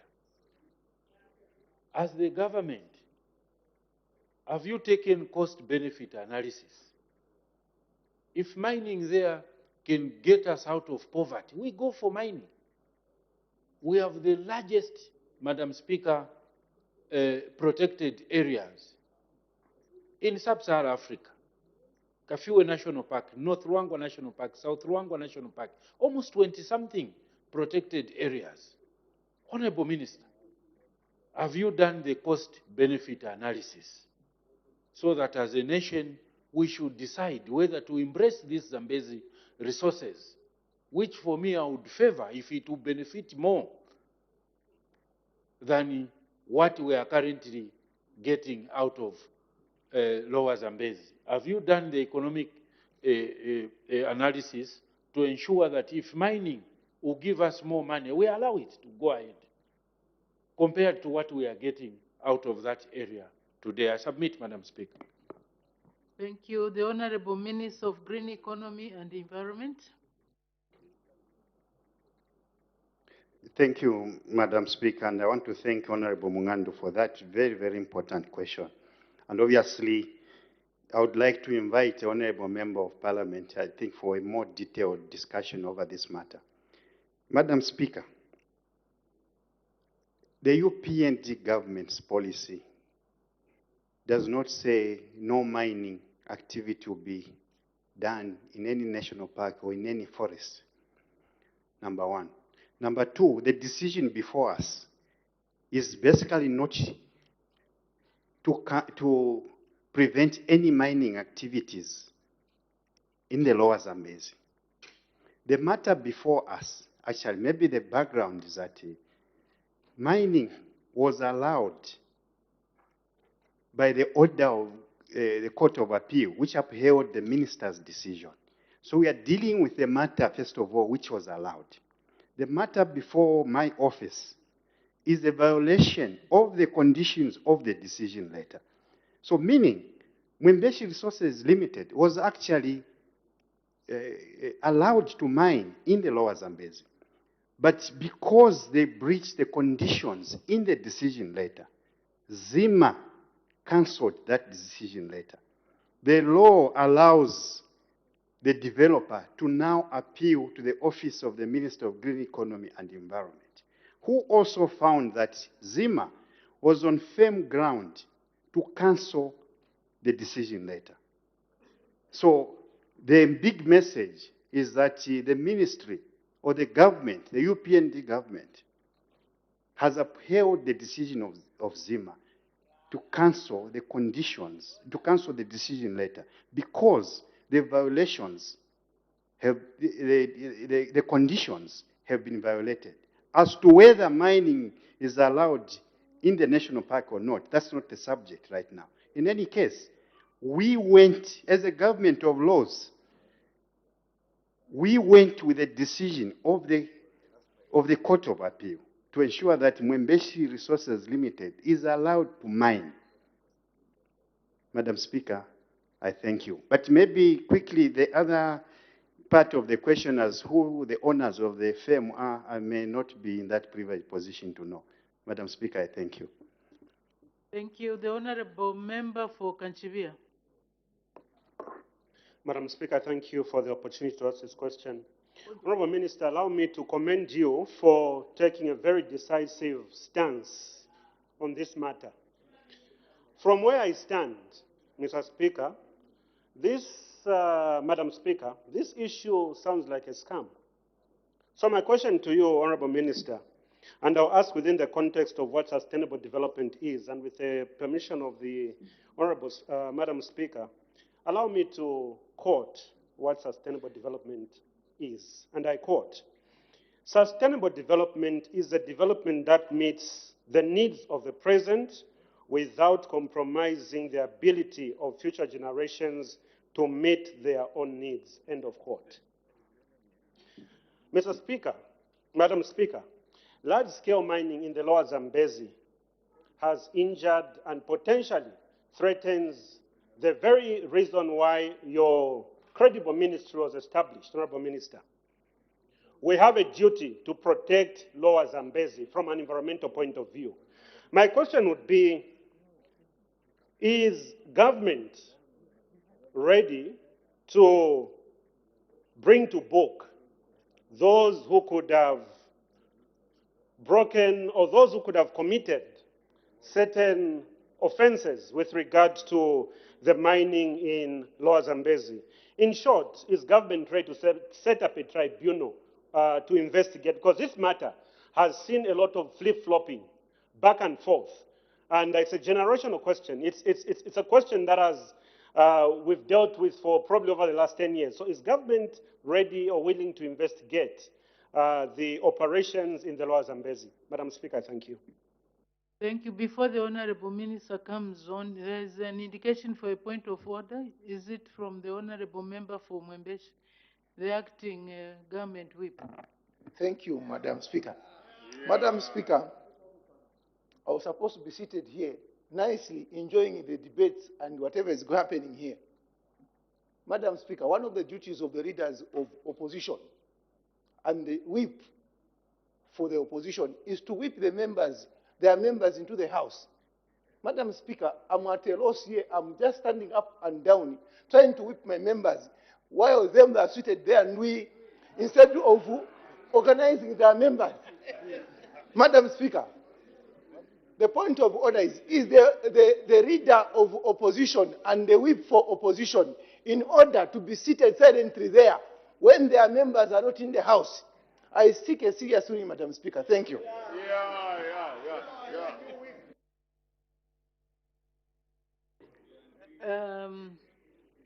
This is my ruling. The leader of opposition and the whip, PF whip, are actually out of order. They should be able to whip their members so that they can come into the House.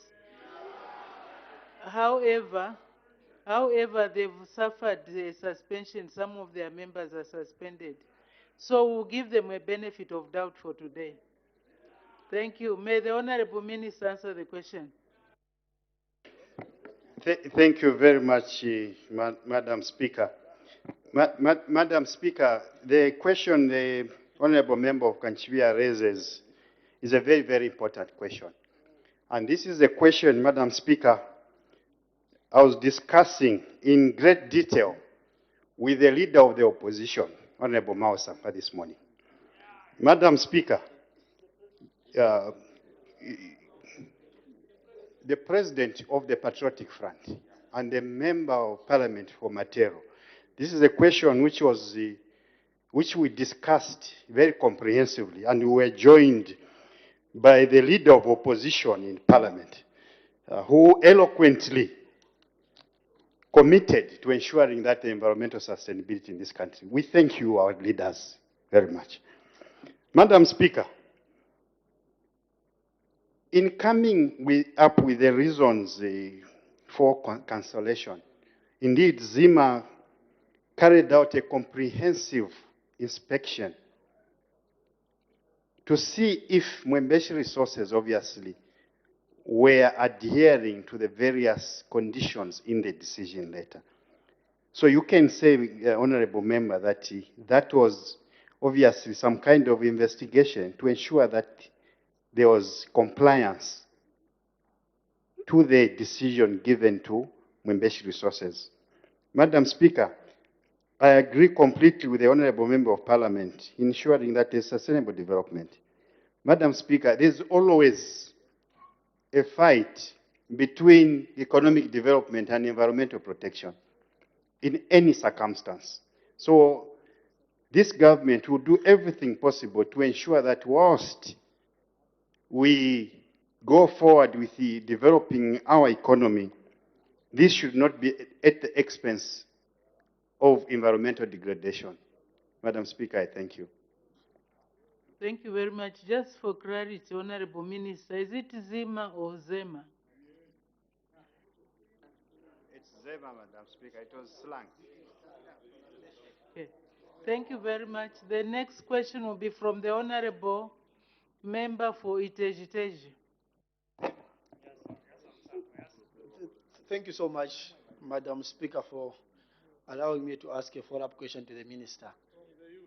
Minister, I know this is a pure legacy problem. And I bear with you because your entire ministerial statement was a description of how things were done in a disorderly manner. Now that, Minister, you are in charge, what lessons have you learned on how best these decisions should be made so that in the future we focus on investment which abides with the law, and we also ensure that we invest, when we are investing in areas which are environmentally sensitive, we do the right thing. What lessons have your ministry learned on how better things should be managed? Thank you. The Honorable Minister of Green Economy and Environment. Thank you very much, Madam Speaker, and my fellow member of parliament from Itej. There are a lot of lessons we have learned from